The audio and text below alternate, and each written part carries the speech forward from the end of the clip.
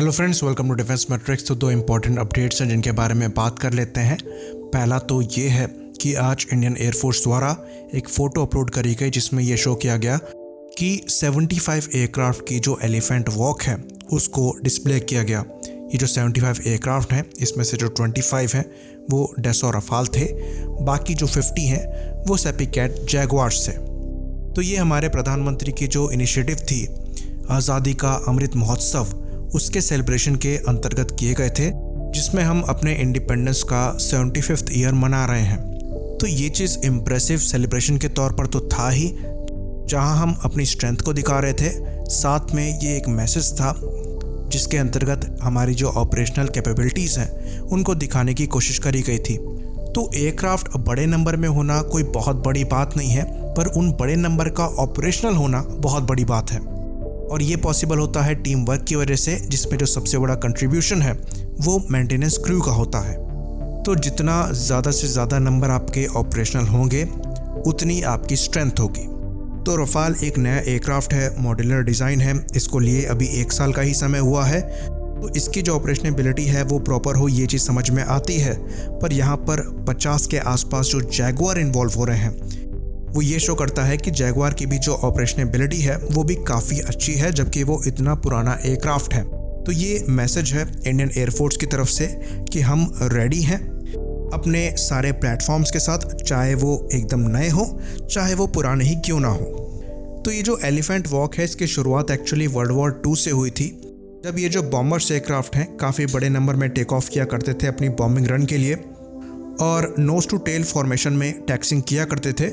तो उसमें ये जो बड़े एयरक्राफ्ट हैं वो हाथी के झुंड जैसा दिखते थे, तो उनको एलिफेंट वॉक करके नाम दिया गया।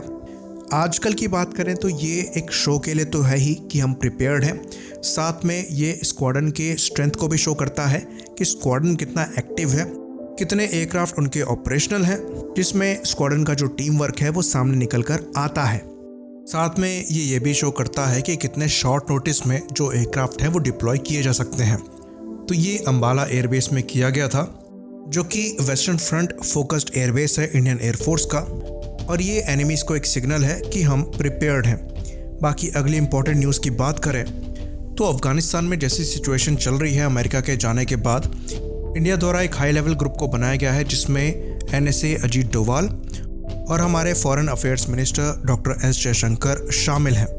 तो ये जो हाई लेवल ग्रुप है इसका जो पहला मेन फोकस है वो ये है कि जितने भी इंडियंस अफगानिस्तान में हैं उन्हें इंडिया वापस लाना है।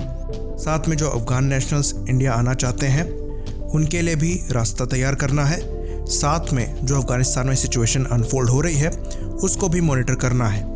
तो जैसा कि हम जानते हैं अमेरिका जो है वो पूरी तरीके से अफगानिस्तान को छोड़ चुका है और वहाँ पर अब तालिबान का पूरी तरीके से कंट्रोल आ चुका है। तो जो कुछ इमेजेस आ रही हैं अफगानिस्तान से वो अच्छी नहीं है।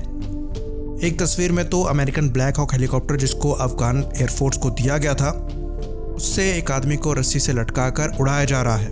तो ये शो करता है कि किस तरह का जो कानून है वो अफगानिस्तान में आने वाला है और इसकी अच्छे खासे चांसेस हैं कि जो अफगानिस्तान है वो टेरर सेंचुरी बने।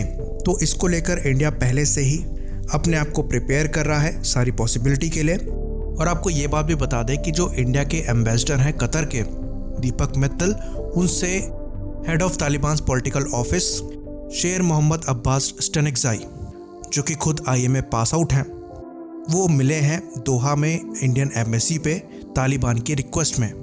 तो यहाँ पर जो डिस्कशन है वो हुआ था सिक्योरिटी और सेफ्टी को लेकर इंडियंस की, जो कि अफ़गानिस्तान में है, और साथ में उनके सेफ रिटर्न पर भी बातचीत करी गई थी।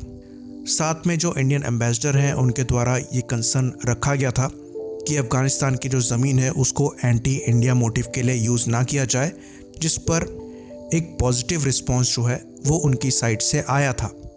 तो तालिबान द्वारा पूरी कोशिश करी जा रही है कि इंडिया से अच्छे रिलेशन रखे जाएं, और इसके पीछे जो बड़ा कारण है वो ये है कि गवर्नमेंट पर कब्ज़ा करना बहुत आसान होता है, गवर्नमेंट बनाना बहुत आसान होता है, पर गवर्नमेंट चलाने के लिए पैसा चाहिए होता है। और अगर फॉरेन कंट्रीज से आपके रिलेशन अच्छे नहीं हैं तो आपकी कंट्री में पैसा नहीं आएगा, तो वो सरकार आपकी ज़्यादा लंबे समय तक टिक नहीं पाएगी।